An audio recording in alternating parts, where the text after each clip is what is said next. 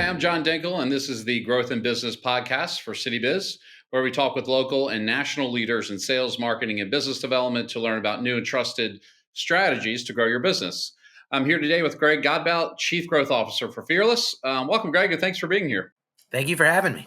So I thought we'd start the conversation by taking just a couple of minutes to tell us a little bit about Fearless, and while you're at it, could you tell us your role there and a little bit about your background? Sure. Well, Fearless is a full stack digital services company, for digital services firm in Baltimore that really focuses on like building software with a soul, as we call it. So it's our mission to build software with a soul. We're looking to build like tools and things that matter in the world and make the world a better place. So that has us doing a lot of work, really all over the place, commercial, federal and state, but mostly federal government. That's where the vast majority of our portfolio is. And myself, I'm the Chief Growth Officer at Fearless, which means I'm responsible for all of business development.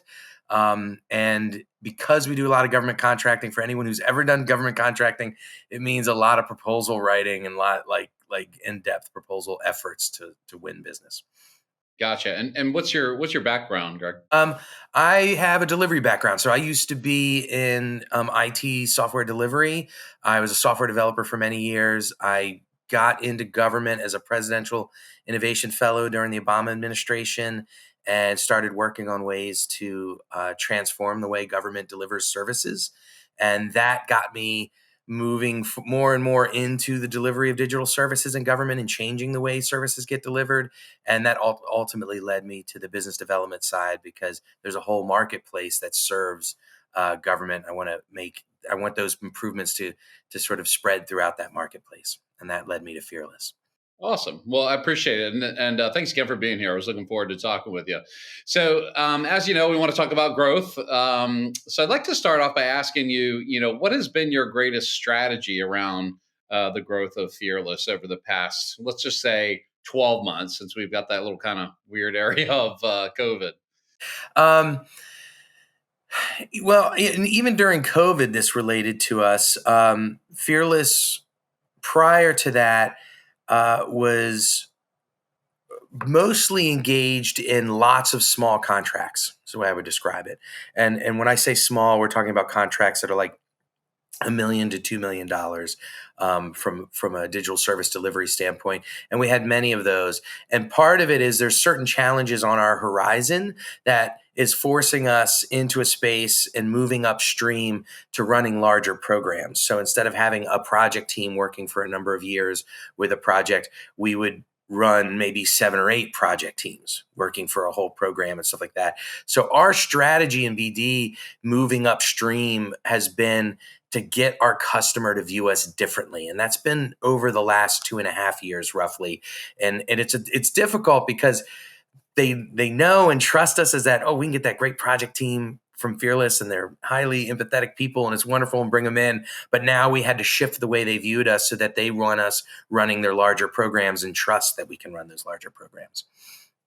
Gotcha. And so Greg, that shift, did that take place in, kind of just grassroots one-on-one conversations? Is that, more of a marketing push and branding push, to people? Talk about that a little bit. Yeah, we it's sort of all the above. We started having conversations with our most trusted customers, the ones who were telling us to move upstream and get bigger and run their whole program. And for that, it was like our customers at CMS, Centers for Medicaid and Medicare Services, and also in the DoD. The DoD was interested in having us come in and help them stand up what they called software factories, very innovative factories for like building out DoD software and products and stuff. And so those core customers sort of pulled us into it, if you will, right? And then we had sort of a third customer, GSA, sort of growing, and they were very receptive to that idea. But besides the ones who knew us the most, we also have been doing marketing and branding to talk about ourselves in this different light, right? So instead of maybe talking about the website we built, we talk about the holistic service that we're building for government that includes all the elements of it, not just the technical digital service per se, but being responsible for the full outcome delivery of that service as we move upstream and work with multiple teams across the different programs. Um, and that's been successful. I would say we're probably, if I had to put like a measurement on it with like or at least our federal government customers, we're probably halfway there. There's many of them still view us as that small project team, where others are now starting to realize, oh no, this is the group you bring in that can run the whole program and play well with the other companies and make the whole service work well. Got you. Got you. Thank you. I appreciate you talking about that. And so, on the other end, what would you say are your three inhibitors to growth? Well, the three inhibitors are this is sort of this might be a little too wonky on the federal government side of business, but like the federal government side of business has this small business set aside funds, right? And for a long time, for a long period of time, you can qualify for that as long as you're not larger than a certain size. And this year, by the end of this year, Fearless will be graduating from the small business set aside funds. And so you're literally, what happens is the government who uses these small business set aside funds for small project teams, right? We now have to shift into running programs. So we started this 2.5 years ago to prep for this moment. But it in and of itself creates a number of inhibitors because we need a whole different set of contracts. We need a whole different set of past performances. You literally have to like reinvent the company while flying it and still maintaining your small business set aside contracts, but shifting yourself into the others. And fortunately for Fearless, we've done a very good job with it. We've locked up a lot of like contract vehicles that give us access to continuing to easily work with government and move money from government to Fearless, but also we've built those capabilities that like we can deliver your world-class digital services, but also change that culture and stuff so that the full service improves. And we've had success with that. So we've got about 7 very large projects right now that we're working on with the federal government. That's a good past qualification for us that we can use to leverage once we graduate.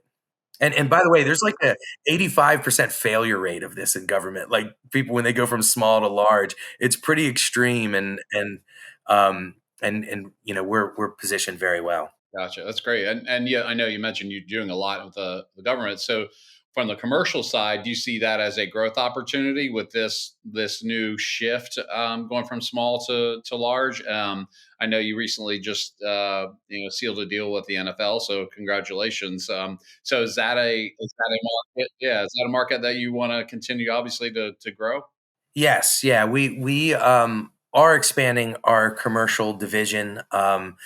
We've always done a little bit of commercial work here and there, but this is a big step for us. And NFL as a partner is like an awesome first partner to have, right? Like, it's just incredible. And yeah, and so we're pretty excited about that. It We will continue to go in that direction, but it's not just within that commercial space. It's as Fearless grows.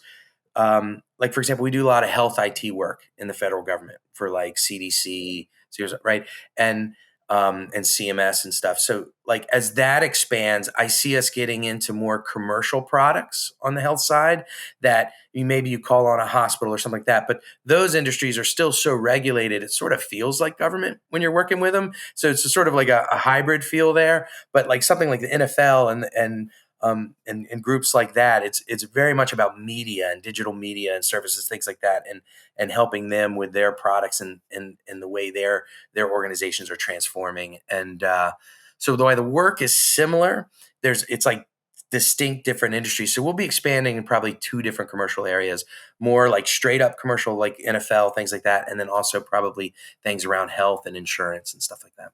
Great, excellent. Glad to hear. So, just switch it up a little bit. So, in your view, as the chief growth officer, what's more important, do you think, in a company's growth? Is it inbound lead generation or outbound lead generation? Um, I think it depends on the company. Like for Fearless, I would tell you it's inbound. Um, like for us, people find us, right?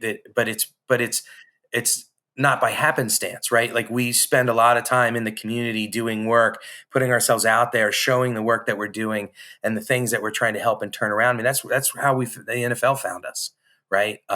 Was inbound, and so by living that mission I talked about earlier, and holding ourselves accountable to it and communicating about it, it's like we are putting out there signals or flags for people to, oh, I'm looking for a company like that. I've had, we won a contract this one time, and I wasn't sure where it came from, and I wasn't sure how the client found us. And it was only after we won it and we were talking to the customer that they're like, oh, I just was such a fan of you all. I've been following your blog for like, you know, for a number of years. And I just thought, man, the first chance I get, I'd like to work with them, you know? And it was like, oh, yeah. Yeah, that's great. Yeah, and with that being said, how important do you think relationship building is in today's sales environment? Um, I I think I don't know that you could do it without relationship building. So I think it's pretty important. I Even in government, right? They have the FAR, right? Like this legal way of purchasing and doing all that stuff.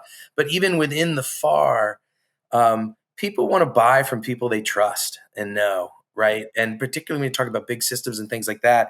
So it's, you know, we get most of our business through the referral of the people who have the strong relationships with us. So it's like that advocate is our best salesperson, if it makes sense that way. So it's you know yeah, and you have to reinforce that relationship. And um, credit to Delali, the CEO.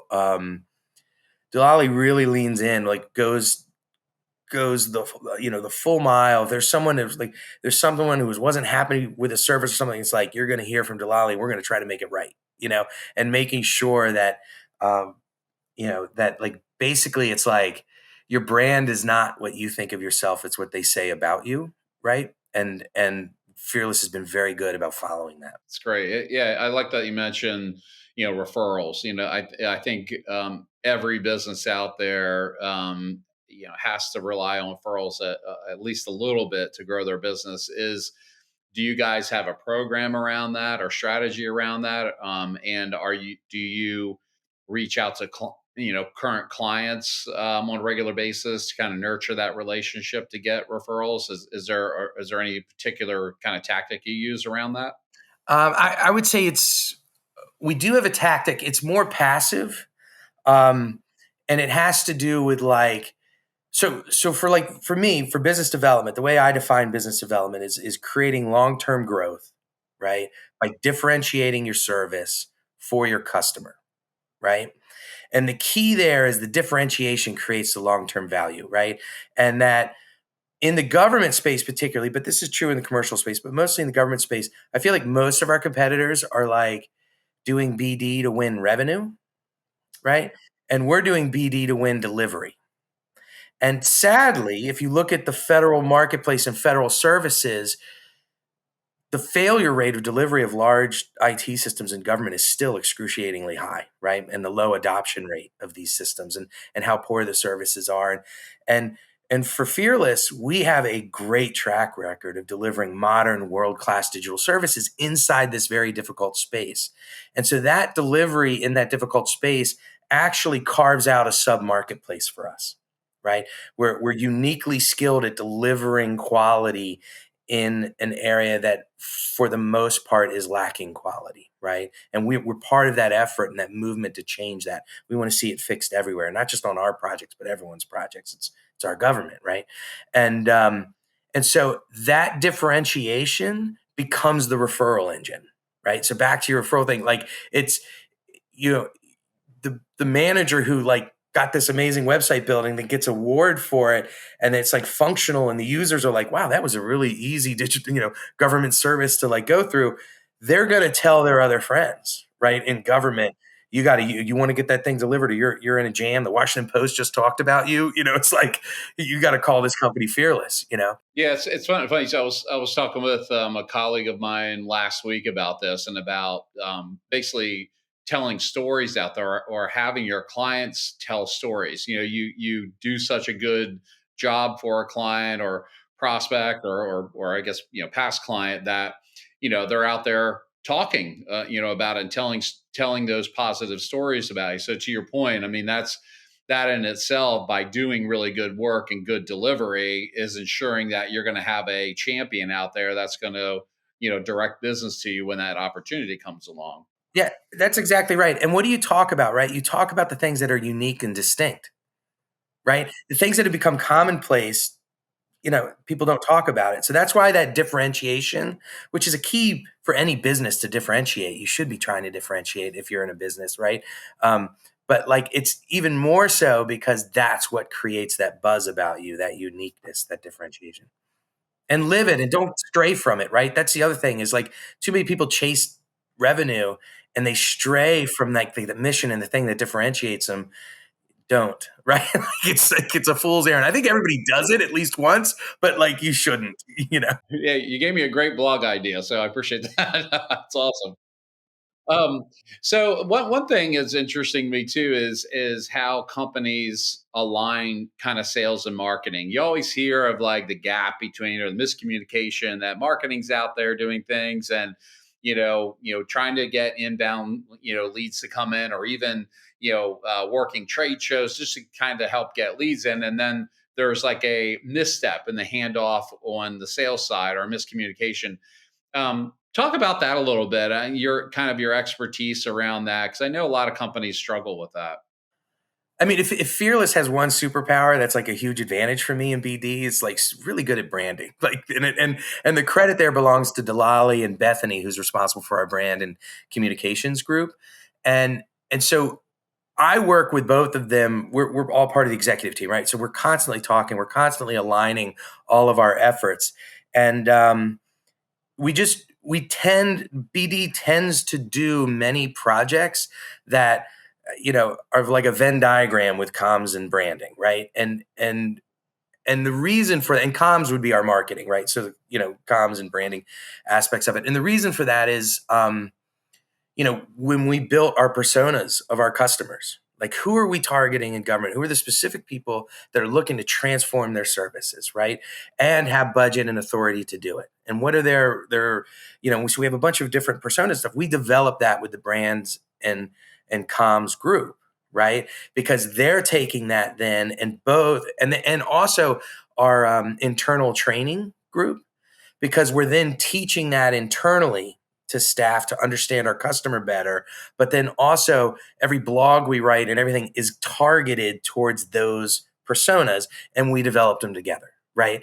And everything else that goes along with it, not just personas, but all the like what conference should we go to, and what kind of role are we going to play in the conference? How do we get part of the content on that conference? And so very often we're splitting our budgets, like brands and comms and BD. We're like, yeah, no, we'll split that. We'll both do that one, that type of thing. Gotcha. Yeah, I appreciate you sharing that. Well, I mean, unfortunately, gosh, we're just about out of time. I could talk to you for the rest of the afternoon. I really appreciate you being on today and sharing your expertise around growth with us. Really, really enjoyed the conversation. If our audience wants to get more information about Fearless, where should they go? Fearless.tech, our website. You can follow us in the work that we're doing both in the community and with government and incubating new businesses. Well, thanks, Greg. I really appreciate again being on the show. It's good talking with you. And thanks for being here. All right. Thank you, John. Appreciate it. This has been the Growth in Business podcast for Citybiz, and I'm John Dinkle. Enjoy the rest of your day.